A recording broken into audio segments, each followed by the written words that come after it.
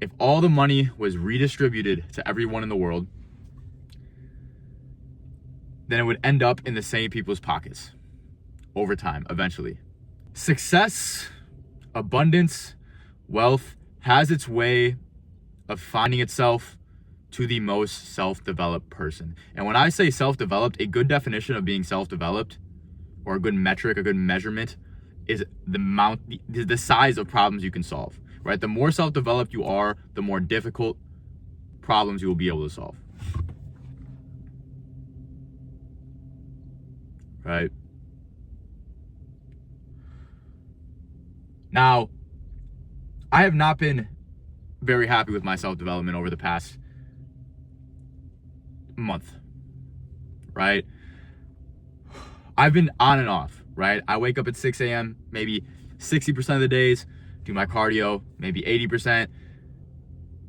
I've been following my workout routine well, but my structure, my following my calendar, my morning non-negotiables have not been non-negotiable. And that has caused every other area of my life, including my confidence, to start to crumble from the inside, right? Because no matter how much we outthink it, no matter how much you tell yourself, oh, it doesn't matter that I do these things, it's fine, right? I already am self-developed, is what I could tell myself. The subconscious never forgets. The subconscious knows every single time you didn't keep your word. The subconscious knows every single time you listen to your lower self, right? And it accumulates into the person you are. And so if a month goes by and you consistently don't keep your word, there's no amount of words you could tell yourself that'll make you feel confident, that'll make you feel good about yourself, that'll make you feel as good as if you know without a doubt in your mind that you feel within your subconscious, within your psyche, that you are doing those things every single day. And life just starts to melt together perfectly, right? Me, for example, when I'm doing better, my clients do better because they see me locked in, they feel my energy on the calls, and I lead from the front there, right? There's a very clear correlation.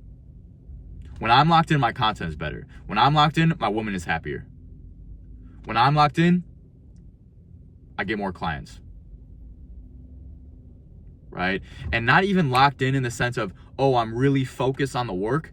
It's just when I commit to what I say I'm gonna do, right? The universe has a way of conforming itself to provide. Because your vibration is so much higher, the way you speak, the way you carry yourself, what you attract is just so much higher, right? And you throw that on top of having a pure mind, not lusting,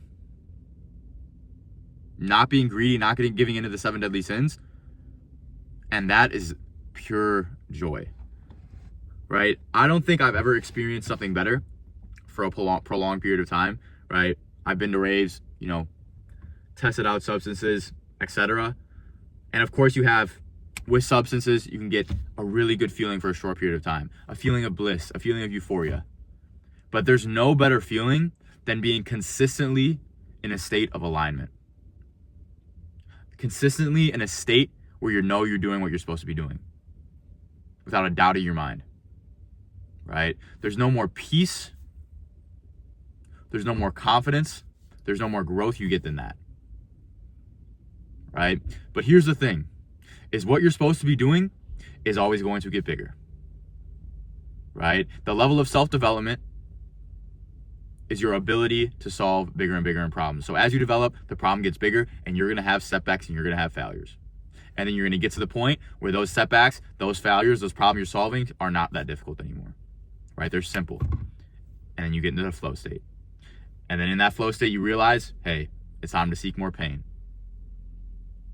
You fall, get back up, get into flow, seek more pain, fall, get back up, seek more pain, get into flow. Repeat, brothers. Repeat. And so now when I'm in these states of feeling so aligned, and I'm preparing for the next brutal stage of life, I appreciate each stage of it. I appreciate the stage when everything feels like it's flowing well. I appreciate the stage when everything feels like it's falling apart. And I appreciated the stage when I was at rock bottom before I even started self-development. Because I'm so thankful for the person I've become today and where I'm going. And if that didn't happen, it's very likely I would not be here. It's very likely I'd be drifting with the rest of society.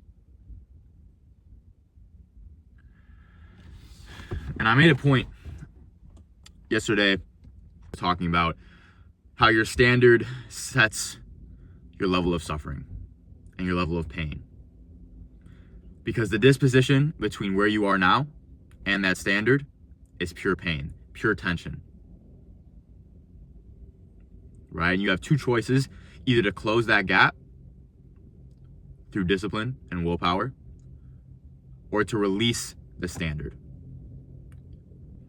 If you're here and this is your standard, you can either go this way or you can drop it. Right? Because everything in between is pain. Everything from here to here is suffering. Right? The distance between these 2 points is the tension that you face. And so when I'm sitting here not dialed in like I should be, not as dialed as I could be, that's me here wanting to be here. And this tension in between those points is suffering. It hurts, brothers. It hurts. And what most people do, because it hurts, is they just drop this. And now you're here like the rest of the 99%, sitting on your ass, letting life happen to you. Right? You lower your standard. And this is real suffering. This is real pain. Not having something here that you're moving towards. Just got done with my morning cardio. I got there at 6 a.m., 7:30 now. I'm 3.5 weeks out from this bodybuilding competition. And it's non-negotiable. My meals are non-negotiable. My cardio is non-negotiable. I don't even think about hitting the stop button before my 600 calories are up on the Stairmaster or the incline walk. I don't even think about having an extra snack. No, I do think about it, but it has very little space to sit around and actually convince me to do that, right? Because in my mind, the pain of not winning this competition or not giving it my all is so high. So high. That the pain of walking on that treadmill for 60 minutes or being a little bit hungry doesn't compare, right? And I've allowed myself to be forward thinking and focus on that and be aware and balance out my options, balance out the pains before just doing them, right? Because I have mastered my mind. I think before I do. I think before I speak. I think before I eat, right? I listen to what's going on in here and make sure it's aligned with what this wants.